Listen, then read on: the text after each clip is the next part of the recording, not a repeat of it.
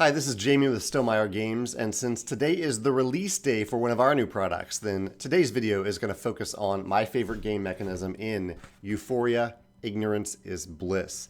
This is the first and only expansion to Euphoria, Build a Better Dystopia, which is a game that I designed and released years ago. It was one of our first games as a company. And I teamed up with Morton and David, who are usually design the Automa, the solo versions of our games. They designed this expansion, and I think they did a wonderful job, and it releases in retail today. You can go on our website. I'll link below so you can see all the stuff that's in this expansion. It includes a lot of cool stuff, including one thing that almost made my favorite mechanism, because I really do like it, and that is the new Antiques Bazaar. So it's basically a card river where instead of drawing blindly from the top of the deck for the artifact cards, you can use this row of face-up cards to choose from, but sometimes there's an additional cost if you want a specific card. However, my favorite mechanism, my favorite thing that Morton and David came up with was this concept of factionless recruits.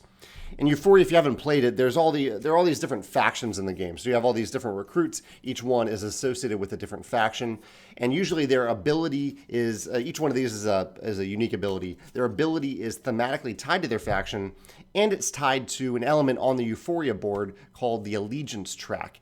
And so even though it's a competitive game, there's this kind of semi-cooperative element to the game. There's several semi-cooperative elements, but one of them is this track where if you do something on the board that advances a certain allegiance, a certain faction, then your benefits get better and better. And that helps all players that have an active recruit of the corresponding faction.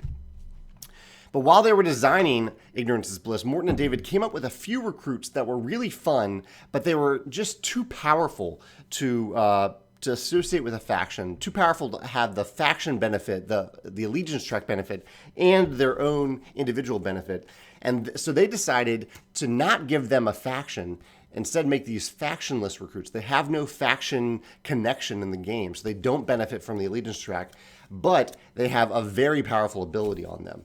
There's only 6 of them, so they're very rare. You can only have one among your pool of recruits. Usually you have 2 recruits.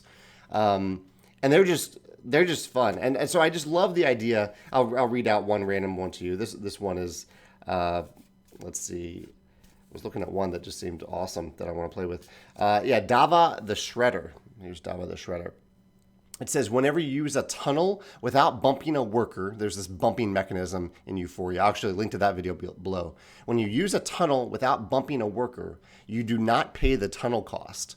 This is incredible. It means on turn 1, you can start using tunnels, which are usually something that takes several turns to use because you have to get the resources or the commodities to actually go to the tunnel, place your worker on the tunnel. So these are they're very powerful ability. I'll flip through these really quick if you want to pause and look at what they are. I don't know if you can see that clearly, but I just love this idea. And in just general game design terms, I love the idea of if you do have some really overpowered abilities that are really fun, that playtesters are having fun with, that instead of just dismissing them or making them less powerful, instead you could remove them from some other element of the game, as they've done here. They've said these don't apply to the allegiance tracks. They don't get a recruit benefit because they're factionless, but they still have a very powerful ability. So I like that idea of including really powerful stuff, but finding a way to exclude it from some other element of the game that would make them too powerful overall.